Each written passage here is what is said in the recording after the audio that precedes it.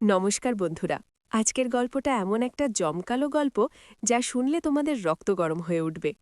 আমার বয়স ৩১ বছর, কিন্তু আমার শরীর দেখলে মনে হয় পুরো দোস্ত যুবতী মেয়ের মতো। আমার বিয়ে হয়েছে মাত্র ৯ মাস আগে। আমার উচ্চতাটা ৫ ফুটেরও বেশি, আর আমার শরীরের গড়নও বেশ আকর্ষণীয়। কিন্তু এখন মনে হচ্ছে এই সৌন্দর্য আর কোনো কাজে আসছে না, কারণ আমার স্বামীর চাকরি অন্য রাজ্যে, বেসরকারি কোম্পানিতে। তাই বিয়ের পর থেকে তিনি এখনও বাড়ি ফেরেননি। আমার শ্বশুরবাড়িতে আমার ১৯ বছরের দেবর গৌরব, আমার শ্বশুর আর তার মা অর্থাৎ আমার দিদি শাশুড়ি থাকেন। আমার শাশুড়ি গত বছর মারা গেছেন, তাই আমার স্বামী আমাকে তার সঙ্গে নিয়ে যাননি, কারণ বাড়ির দায়িত্ব আমাকেই সামলাতে হবে। কিন্তু এখানে আমার মনের ভাব বোঝার মতো কেউ নেই। আমার উত্তপ্ত রক্ত ভেতরে ভেতরে ফুটছে, যাকে শান্ত করার জন্য কাউকে দরকার ছিল।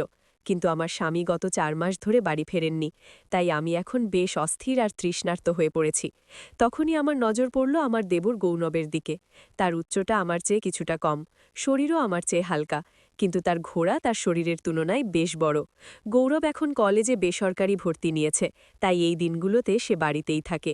বাড়িতে আমি আর গৌরব ছাড়া আর কেউ থাকে না। আমার শ্বশুরের মা বয়সের ভারী, সবসময় নিজের ঘরে বিশ্রাম নেন, আর শ্বশুর বাইরের ঘরে থাকেন, তাই তিনি খুব কমই ভেতরে আসেন। আগে আমি গৌরবের দিকে এভাবে তাকাতাম না, কিন্তু যেদিন থেকে আমি তার কলাটা দেখলাম, সেদিন থেকে আমার দৃষ্টিভঙ্গি পাল্টে গেল। সেদিন গৌরব ভেবেছিল বাড়িতে কেউ নেই, তাই সে তার ঘরে ভিডিও দেখতে দেখতে নাগ দেবতার সঙ্গে খেলছিল। হঠাৎ ওদিক দিয়ে যাওয়ার সময় জানালার দিকে চোখ পড়ল। ভেতর থেকে ভিডিওর মৃদু আওয়াজ আসছিল। আমি জানালা দিয়ে উকি মেলে দেখলাম, আর দেখে আমার তো হুশই উড়ে গেল। গত ৩ মাসে এই প্রথম আমি কলার দর্শন পেলাম। নাগ দেবতা দাঁড়িয়েছিল, আর গৌরব তাকে হাত দিয়ে আলতো করে স্পর্শ করছিল। এটা দেখে আমার তো সেখানেই গঙ্গাজল বেরিয়ে গেল। সেই দিন থেকেই গৌরবের নাগদেবতার সোয়ারি করার জন্য আমার মন মচমচ করতে লাগল। সেদিন আমি আমার স্বামীকে ফোন করলাম, বললাম, এবার তুমি চলে এসো, আমার আর সহ্য হচ্ছে না। কতদিন আর এভাবে একা একা কষ্ট পাব? আমারও তো মন চায়, আমিও তো শেষমেশ একটা মেয়ে মানুষ। তখন আমার স্বামী ক্ষমা চেয়ে বললেন, দেখো নয়না, আমি তোমার অস্থিরতা বুঝতে পারছি, কিন্তু আগামী ৩ মাস আমার কোনো ছুটি নেই। কোম্পানিতে নতুন কিছু প্রজেক্ট শুরু হয়েছে, তাই সবাইকে ডাবল শিফটে কাজ করতে হচ্ছে। ৩ মাসের মধ্যে ছুটি পাওয়া অসম্ভব। আর মাত্র ৩ মাস অপেক্ষা করো, তারপর দেখো আমি এসে তোমার কি দশা করি। এই বলে হেসে তিনি ফোন কেটে দিলেন। কোনো রকমে সকাল হলো। সকালে আমি সবার জন্য চা নাস্তা বানালাম, আর গৌরবের জন্য বিশেষ করে তার ঘরে নিয়ে গেলাম। ঘরে ঢুকে দেখি গৌরব তখনও ঘুমোচ্ছে। ঘুমের মধ্যে তার নাগদেবতা একদম খাড়া হয়ে দাঁড়িয়েছিল। তাকে দেখে আমার আর সামলালো গেল না। আমি তাকে ছুঁয়ে ফেললাম।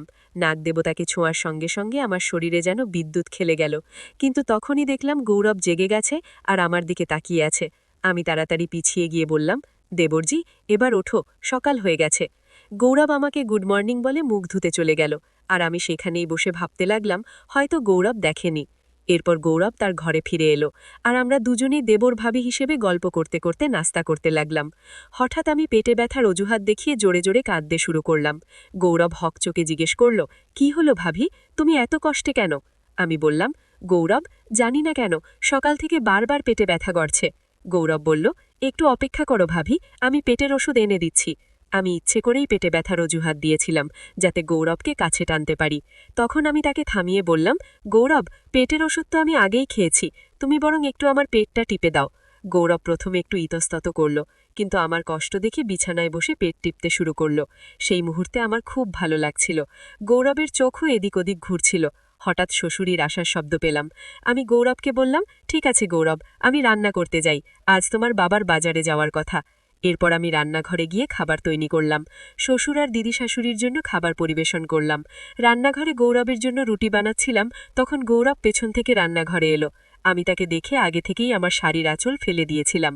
গৌরব আমাকে দেখে থমকে গেলে, কারণ আমি তখন ঘামে ভিজে একাকার। আমি দেখানোর ভান করে নিচু হয়ে আঁচলটা আস্তে আস্তে তুললাম, আর গৌরবকে যেন স্বর্গের দর্শন করিয়ে দিলাম। তখন গৌরব বলল, ভাবি, তুমি বললে আমি তোমাকে পাখা দিয়ে হাওয়া করিয়ে দিই। আমি তার হাত টেনে বললাম, তোমার ভাবি এত কষ্টে আছে, আর তুমি এখনো কথার কথা বলছ? এরপর গৌরব আমার পাশে বসে পাখা দিয়ে হাওয়া করতে লাগল। ততক্ষণেই শ্বশুর বাজারে চলে গেছেন। আমি দাঁড়িয়ে দাঁড়িয়ে রুটি বানাচ্ছিলাম। ইচ্ছে করে আবার আমার শাড়ির আঁচল ফেলে দিলাম। গৌরবকে বললাম, আজ আমার শাড়ির পিন পেলাম না, তাই বারবার পড়ে যাচ্ছে। গৌরব বলল, না ভাবি, আমি পারবো না, তুমি নিজেই করে নাও। আমি বললাম, গৌরব, আমার হাতে আটা লেগে আছে, তাই বলছি, নইলে আমি নিজেই ঠিক করে নিতাম পাগল। এরপর গৌরব আঁচল ঠিক করতে লাগল। আঁচল ঠিক করার সময় সে চোখ তুলে তাকায়নি।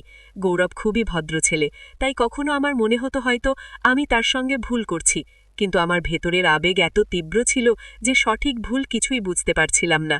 আজ শ্বশুর বাজারে গেছেন, আর দুপুরে দিদি শাশুড়ি ওষুধ খেয়ে ঘুমিয়ে পড়েন, তাই বাড়িতে আমি আর গৌরব ছাড়া কেউ ছিল না।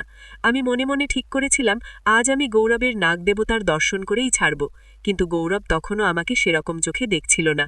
সারাদিন আমি গৌরবের আশেপাশে ঘুরঘুর করলাম, তাকে ফাঁসানোর চেষ্টা করলাম, কিন্তু গৌরবের মন শুধু উপর নিচ হয়ে থাকল। আমার সঙ্গে এমন কথা বলতেও সে লজ্জা পাচ্ছিল। সন্ধ্যায় আমরা দুজনে বসে খাচ্ছিলাম, তখন গৌরব অবশেষে বলেই ফেলল, ভাবি, মনে হচ্ছে আজকাল তোমার শরীরটা খুব একটা ভালো নেই। তুমি কয়েকদিনের জন্য ভাইয়ার কাছে শহরে চলে যাও, এখানে আমি সব সামলে নেব। আমার চোখে জল এলো। আমি গৌরবকে বললাম, বাস তুমি থামো, গত 2-3 মাস ধরে আমি কতটা কষ্টে আছি কেউ জানে না। তোমার ভাইয়ার কোনো চিন্তা নেই, তোমারও নেই। আমাকে কাঁদতে দেখে গৌরব আমার চোখের জল মুছতে লাগল। তখন আমি তার গলা জড়িয়ে ফুপিয়ে উঠলাম। আমি কি যে বলে ফেললাম নিজেই জানি না।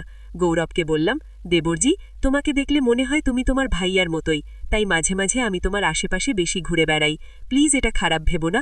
গৌরব বলল, না ভাবি, তোমার কথায় আমি কেন খারাপ ভাবব, তোমার মতো ভাবি তো ভাগ্যবানদেরই জোটে। আমি তার হাত ধরে স্পর্শ করতে করতে বললাম, দেবরজি, তুমি আমার থেকে এত দূরে দূরে কেন থাকো? আমি কি তোমার ভালো লাগে না, নাকি আমি তোমার গার্লফ্রেন্ডের মতো সুন্দর না?